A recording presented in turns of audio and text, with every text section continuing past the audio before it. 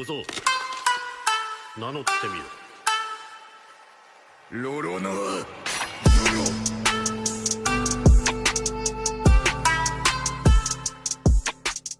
As cicatrizes são o resultado de uma lesão da derme, geralmente em consequência de uma lesão ou por corte cirúrgico. Além do impacto estético, a perda da integridade da pele e tecidos subcutâneos facilitam infecções, são mais vulneráveis à perda sanguínea e diminuem a sensibilidade na área.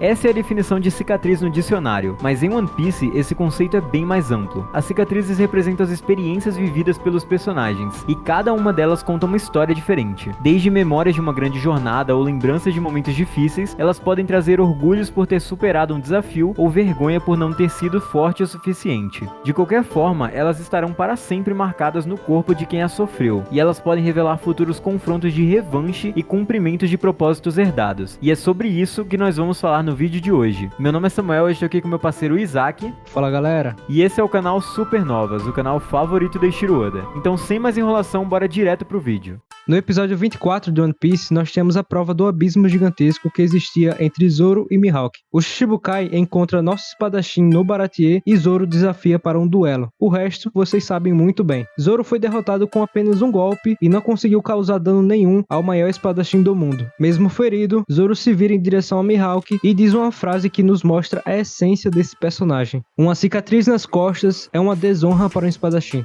Mihawk então se surpreende com a coragem de Zoro e o atinge com sua lâmina negra, fazendo um grande ferimento em seu peito, e Zoro cai no mar. Porém, o próprio Mihawk diz que ele não vai morrer, e Zoro promete que irá treinar e se tornará o mais forte do mundo para o vencer em seu próximo encontro. E a cena, como a gente sabe, é muito emocionante, pois Zoro nela faz uma promessa de quem nunca mais vai perder em uma luta, e pela primeira vez chama Luffy de Rei dos Piratas. Esse ferimento sofrido por Zoro deixou uma grande cicatriz em seu peito, e ela representa muito mais do que apenas uma batalha. Durante o time skip, Zoro pede para que Mihawk o treine, e mesmo que isso pareça ser contraditório, foi algo que não comprometeu a narrativa e fez com que Zoro amadurecesse bastante como espadachim. A promessa que ele fez ao Luffy depois de ser derrotado por Mihawk continua de pé. Zoro não foi derrotado em nenhuma luta 1 contra 1, embora já tenha sido derrubado por personagens como Enel e Kizaru. Porém, eles não eram seus oponentes diretos. E essa promessa pode se manter até o terceiro encontro de Zoro contra Mihawk, na batalha que valerá o título de espadachim mais forte do mundo. E sabemos que Zoro vai duelar provavelmente contra 2 ou 3 oponentes antes de seu combate final contra seu mentor. Temos o bando de Barba Negra, onde seu oponente mais provável será Shiryu, o bando do Shanks, onde ele pode duelar contra Ben Beckman ou Luke Hu, e por fim a guerra contra o governo mundial, onde Zoro pode lutar contra um dos almirantes, como Fujitora ou Touro Verde. Não sabemos exatamente onde a luta contra Mihawk vai se encaixar nisso tudo, mas podemos prever que após derrotá-lo não haverão muitos oponentes mais fortes para Zoro enfrentar, ou seja, essa luta definirá o nível absoluto de Roronoa, e quando ela acontecer, estaremos muito perto para o fim da obra. Será que Zoro irá fazer uma cicatriz em Mihawk? Seria incrível por toda a simbologia que iria representar, pois desde o episódio 24 ele vem treinando e enfrentando oponentes muito mais fortes justamente para isso. E por último é interessante lembrar da cicatriz que o Zoro aparece depois do time skip, aquela em seu olho. Será que essa cicatriz foi feita igual como foi com Luffy, que ele corta embaixo de seu olho e Zoro talvez tenha cortado o seu próprio olho para provar alguma coisa para Mihawk ou algo do tipo? E isso é uma boa dúvida que talvez fortaleça ainda mais esse desejo dele querer derrotar o Mihawk. E agora nós vamos falar de um dos personagens mais incríveis de One Piece, o Almirante Fujitora. Desde que ele apareceu pela primeira vez, nós ficamos radiantes com a perspectiva de um marinheiro com a força comparável aos grandes nomes do governo mundial, mesmo sendo cego. Sua fruta então nem se fala. A fruta da gravidade é um conceito sensacional que foi abordado com maestria em Dressrosa, e somado à habilidade com a espada se torna mortal. Mas o assunto desse vídeo é apenas a cicatriz de Fujitora, e essa é uma das cicatrizes em One Piece que tem um significado profundo, e isso foi revelado pelo próprio Fujitora. Em Dressrosa, ele diz que o ferimento em seus olhos foi causado por si mesmo, por não querer ver as injustiças do mundo. Mas esse motivo tem algo por trás e nós temos teorias interessantes sobre o que pode ter causado em Ishou um trauma que o levou a cegar os próprios olhos. Primeiramente, vamos falar da aparência do almirante. Suas vestes e calçados, além de sua postura como espadachim, nos levam a crer que ele tem alguma relação com o país de Wano. Se formos parar pra pensar, faz sentido que Fujitora tenha nascido e vivido em Wano até sua juventude e treinado como um samurai. Mas o que teria acontecido em Wano durante seu período lá que o fez se cegar? Nós só conseguimos pensar em uma coisa, ou melhor, uma pessoa, Kozuki Oden. Imagine o seguinte, Fujitora era um habitante do país de Wano e treinava para ser um samurai durante o governo de Kozuki Sukiyaki. Ou seja, ele viu toda a ascensão de Kurozumi Orochi, a chegada de Kaido em Wano e a morte de Sukiyaki. Como se não bastasse, Fujitora ainda viu a morte de Kozuki Oden, numa execução extremamente injusta e cruel. Tudo isso foi suficiente para que o samurai não quisesse ver algo assim nunca mais e acabasse por realizar um ferimento em seus olhos. Após isso, ele saiu de Wano e entrou na marinha com apenas um objetivo: destruir o sistema de opressão causado por aqueles que se consideram superiores aos outros. Ele trilhou esse caminho até se tornar um dos almirantes e ajudou a destituir o sistema dos Shichibukais. Seu coração é puro e isso fica claro na cena em que ele deixa Luffy fugir, imaginando como seria o seu rosto. Seu problema é com a opressão, e ele é um dos marinheiros que realmente entende e pratica o conceito de justiça, o que faz com que seja um dos personagens mais queridos pela comunidade de One Piece. Em relação a Fujitora, nós ainda queremos ver muito mais desenvolvimento para esse personagem, que em poucos episódios no arco de Dressrosa já encantou todo mundo. Esperamos que ele ainda apareça em breve na obra, talvez com relação até com os eventos que vão levar à guerra final de One Piece, e apresentando o próprio Almirante Touro Verde, que é outro personagem extremamente misterioso na obra. E então temos ele, o homem mais forte do mundo em sua época, Edward Newgate, o Barba Branca. E aqui nós temos 267 golpes de espadas, sendo um deles de um de seus filhos, 152 ferimentos por balas e 46 ferimentos por balas de canhão. Isso tudo apenas em Marineford, sem contar todos os anos que ele passou com sua tripulação. Todos esses ferimentos deixaram inúmeras cicatrizes, e são reflexo da força absurda que esse pirata lendário possuía. Mas nesse tópico, nós não queremos falar das cicatrizes do Barba Branca, mas sim da ausência delas em suas costas. Pela primeira vez na obra, nós vimos as costas do homem mais forte do mundo após sua sangrenta batalha em Marineford, e elas estavam intactas. A tatuagem de sua bandeira era a única coisa que maculava sua pele, mesmo após os ferimentos mortais em seu corpo. Isso prova que Edward era mesmo o homem mais forte do mundo, mas acima de tudo, não tinha medo nenhum de entrar em confronto contra o mundo inteiro para salvar sua família. Ele encarava seus oponentes de frente e usava seu corpo como escudo. Mesmo debilitado e velho, conseguiu lutar contra 3 almirantes e contra todos os soldados da marinha, e quase venceu.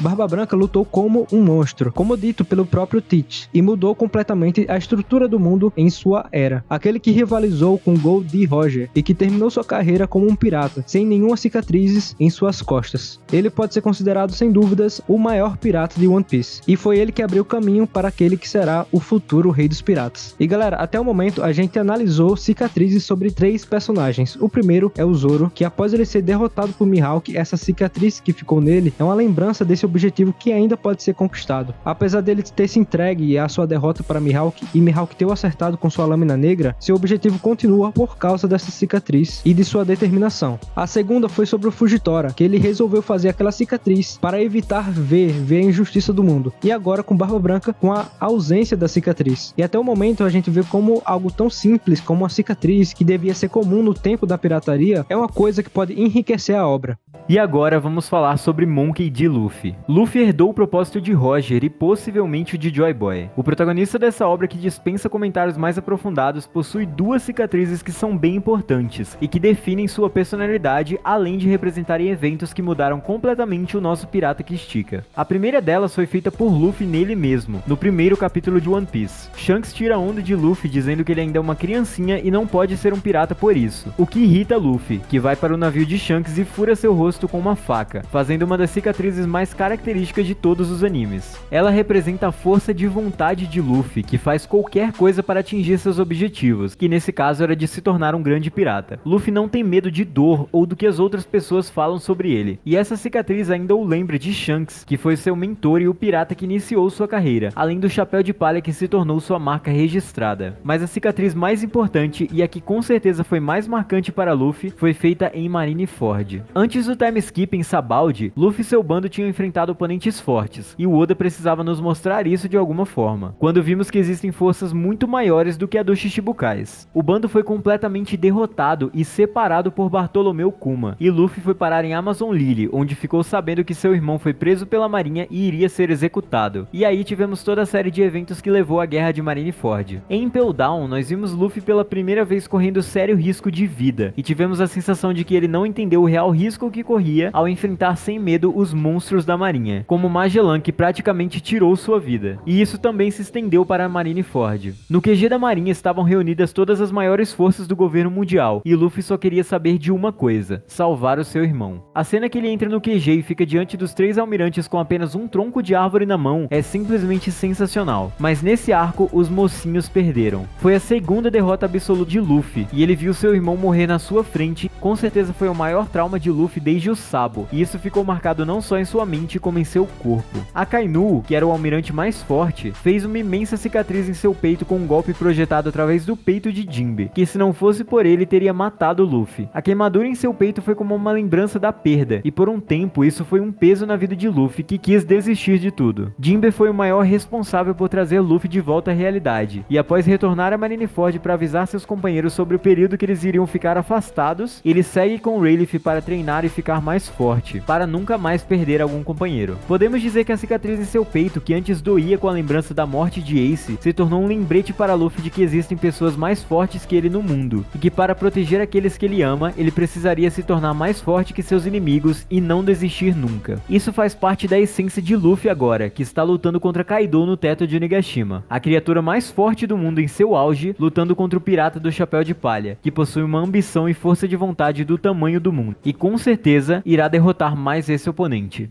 E agora vamos falar sobre o pirata mais misterioso de One Piece, mais uma vez. Shanks possui 2 cicatrizes, que são bem importantes para a história, mas nós só sabemos como foi a primeira delas. No primeiro capítulo do mangá, Shanks salva Luffy de um rei do mar, no East Blue, e temos o primeiro vislumbre do hack do rei na obra. Porém, ele perde seu braço esquerdo no processo. Mais tarde, ao encontrar com Barba Branca, ele diz que apostou seu braço na nova geração. E essa cena foi incrível e representou muito bem o futuro da obra como um todo, em relação ao propósito herdado, que foi esse braço perdido e que foi também o chapéu dado pro Luffy. E Shanks não precisou dos 2 braços para se tornar um Yonkou, nem para duelar contra a Barba Branca e impedir Kaido de chegar até Marineford. Isso nos leva a pensar sobre o quão grande é o poder de Shanks, para que mesmo sem um dos braços possa rivalizar com um dos maiores piratas do mundo. Nós já falamos sobre isso em vários vídeos aqui no canal, e é difícil falar com certeza, mas esse não é o foco desse vídeo. A cicatriz mais importante de Shanks, e que pode gerar um sentimento de revanche que vai levar aos eventos finais da obra, é a que Tite deixou em seu rosto. No diálogo com Barba Branca, Shanks revela que a cicatriz em seu rosto foi feita por Tite, em uma luta em que nenhum dos dois estava distraído. Ou seja, Shanks e Tite lutaram a sério, e aparentemente o Ruivo foi o único que saiu ferido disso, o que nos leva a imaginar o quão forte é o Barba Negra, e como foi esse confronto. Mas Shanks não parece falar desse evento com tranquilidade, ele demonstra estar desconfortável e até com raiva, como a gente viu. E é esse o contexto onde ele diz a Newgate, que ainda não é o momento de ir atrás de Barba Negra. Será que é Shanks quem quer ir atrás de seu rival? Por isso que ele não quer que Ace vá atrás dele? E sabemos que quando ele fizer seu movimento, será algo diretamente relacionado ao fim da obra. E com certeza Barba Negra estará envolvido. Nossa aposta é que eles irão travar uma violenta batalha, na qual Tite sairá vitorioso por muito pouco, talvez até trapaceando, usando artifícios sujos como ele vem usando até o momento, e existe mesmo a possibilidade de Tite matar Shanks, o que daria uma motivação insana para Luffy derrotá-lo. Não sabemos se será realmente assim, mas com certeza Shanks tem um propósito que está perto de se cumprir, e após o cumprimento desse propósito, poderá morrer em paz. Seria um recurso narrativo sensacional e daria um significado maior ainda para a luta entre Luffy e Barba Negra pelo trono de Rei dos Piratas.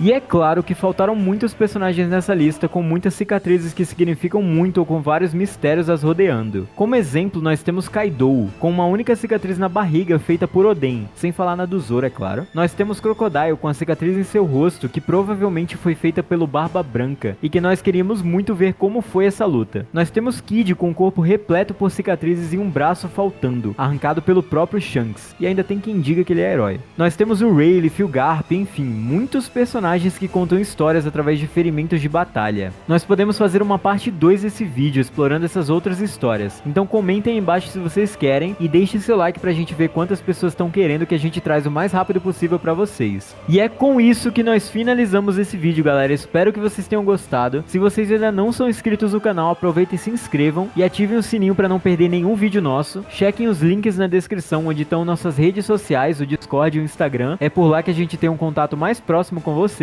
E é isso, galera. Valeu! Valeu, galera!